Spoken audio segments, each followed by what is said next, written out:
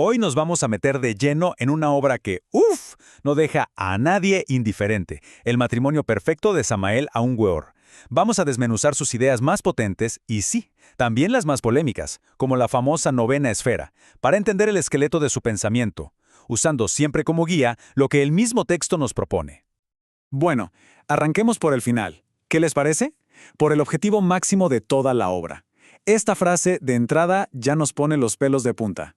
Nos deja claro que no estamos hablando de una filosofía para pasar el rato, sino de un camino de transformación total. El autor no se anda con vueltas. La meta es una, y es gigante. Es la cristificación. Para entender de qué va todo esto, vamos a seguir una hoja de ruta. Primero, veamos qué cuernos es la cristificación. Después, vamos a tirar de la manta y ver cuál es la clave secreta para llegar ahí, la novena esfera. Nos meteremos en el campo de batalla donde se da esta pelea, veremos qué hay que construir por dentro, a qué enemigo hay que vencer y al final, qué pasa si uno recorre este camino del matrimonio perfecto. Muy bien, vamos con el primer punto. ¿Qué significa exactamente esta meta tan elevada? Porque acá es fundamental entender que el autor agarra un concepto que todos conocemos y ¡pum!, le da una vuelta de tuerca. Y acá está el corazón de la idea. El libro dice que Cristo no es solo una figura histórica, sino más bien una fuerza, una energía universal que cualquiera puede llegar a encarnar. Lo presenta como la verdad que está escondida en el fondo de todas las grandes religiones, como si fueran distintos envases para una misma bebida cósmica. Ahora sí, pasamos a la parte más jugosa de este análisis. Si la cristificación es la montaña a la que hay que subir, el libro nos dice que hay una llave maestra para hacerlo. Un secreto que, según él, estuvo guardado bajo 7 llaves en los misterios de la antigüedad. Esta es la pregunta del millón, la que mueve todo el libro. ¿Cómo se hace? Porque no es algo mental, no es leer y listo. El autor insiste una y otra vez en que hay un método práctico, una ciencia exacta para lograrlo. Y este método tiene un nombre que suena a película de misterio, el arcano AZF. El libro lo presenta como la ciencia de la nueva era, una práctica que usa la energía más poderosa que tenemos, la energía sexual, como el combustible para el despegue espiritual. Y acá es donde a muchos se les vuela la cabeza. La novena esfera, ese gran secreto cabalístico, es el sexo, así de simple y de complejo. El libro lo saca del rincón del tabú y lo pone en el centro del escenario. No es un obstáculo. Es el laboratorio donde se cocina la gran obra, la prueba de fuego que, según el texto, todos los grandes maestros tuvieron que pasar. El proceso, según lo describe, es muy concreto. Primero, la unión sexual dentro de un matrimonio perfecto. Segundo, y acá está el truco, retirarse justo antes del orgasmo, para no perder la energía. La idea es que esa fuerza, en vez de salir, se transmute. Y tercero, esa energía transmutada empieza a subir por la columna vertebral, despertando a la famosa serpiente ígnea o kundalini. Pero ojo, este trabajo interior no es un paseo por el campo. El autor dice que al mover una energía tan potente, uno se mete de cabeza en un campo de batalla. Pero no es un campo de batalla físico, sino en otra dimensión, el plano astral. Pensemos en la luz astral como una especie de nube cósmica donde está guardado todo, pasado, presente y futuro. Es un océano de energía vibrante y, de nuevo, de naturaleza sexual.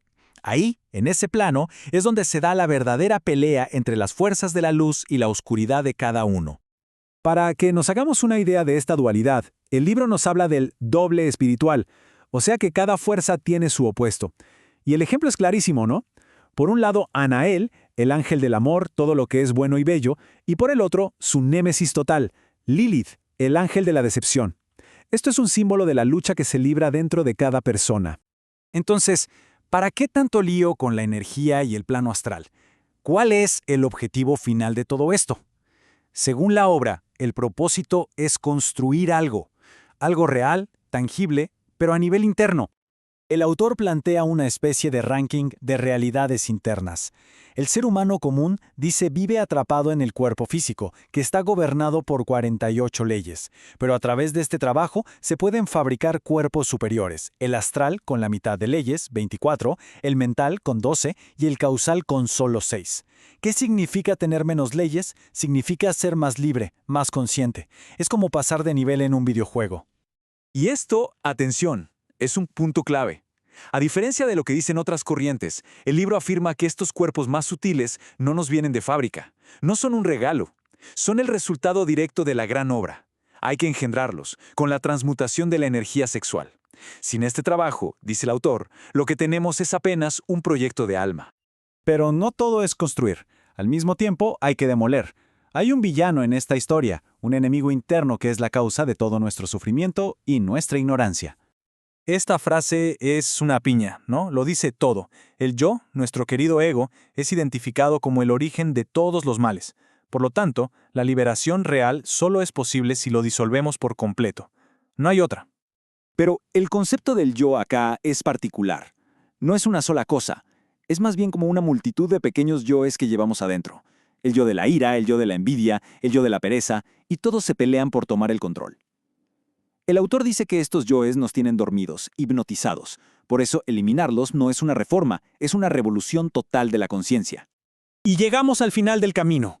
¿Qué pasa cuando uno logra construir lo que hay que construir y destruir lo que hay que destruir? ¿Cuál es el premio? El resultado es la creación de un ser humano autoconsciente pleno, que finalmente ha encarnado su propia alma y se ha fusionado con su ser más profundo. Ese es el superhombre del que habla el texto, no como un producto de la evolución de la especie, sino de una revolución consciente y voluntaria. Y esta cita, que el autor toma de Víctor Hugo, es una maravilla para ilustrar la idea del matrimonio perfecto. Es una unión sagrada de dos principios que se complementan. No es solo una unión física, es una colaboración alquímica entre lo masculino y lo femenino, la mente y el corazón, para lograr la obra maestra, la resurrección interior. El libro al final nos deja un mapa detallado, una ciencia para la autotransformación que pone a la energía sexual como protagonista absoluta. Y más allá de si uno cree o no en sus ideas, la pregunta que nos queda picando es profunda. ¿Qué nos dice esta insistencia en unir los opuestos, en transformar nuestra energía más fundamental sobre esa búsqueda eterna que tenemos los seres humanos por algo más grande que nosotros mismos? Da para quedarse pensando, ¿no? Gracias por acompañarnos en este análisis.